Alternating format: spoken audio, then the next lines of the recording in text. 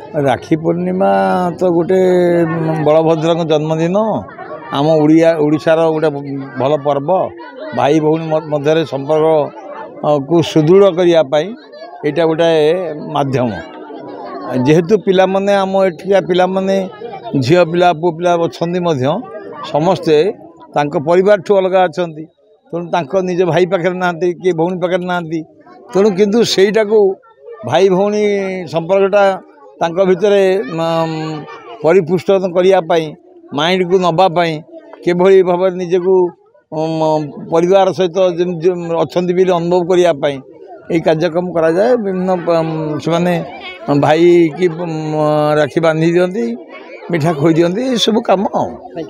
आज राखी पूर्णिमा गोटे पवित्र दिवस जोटा कि भाई भौणी संपर्क को आउ टिके निबिड़ आ मजबूत करिवार दिन। आज आम सर्वप्रथमे सकाळे उठी आम जाइलु जिला जेल को जोठी सेठी थिबा अंतेवासी जो माने कि तांकर घर परिवार छाड़ी भाई भौणी को छाड़ी आसी जो मान पाखे सुजोग भी नहीं भाई भौणी आसिक राखी बांधे बा भौणी मानकर स्नेह देवे आम सेटा को पूरण करने को चेष्टा करिछु। ता सहित आमर एठारे थिबा अन्य अंतेवासी माने जो माने कि आमर भाई छोट बड़ भाई कि अच्छंती जो माने आम भली घर छाड़ी आसी से माननकु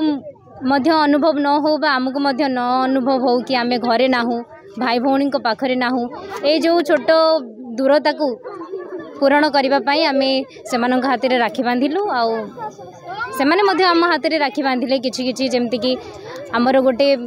आशा बा भरोसा गोटे वार्ता आम सृष्टि करने को चाहूँ समाज रे जे केवल भाई भौणी रक्षक नुहे भौणी मध्य भाई रक्षक हो पार दुहें दुहींकर प्रोटेक्टर होकर केमती रही पारे से भावना नहीं कि आम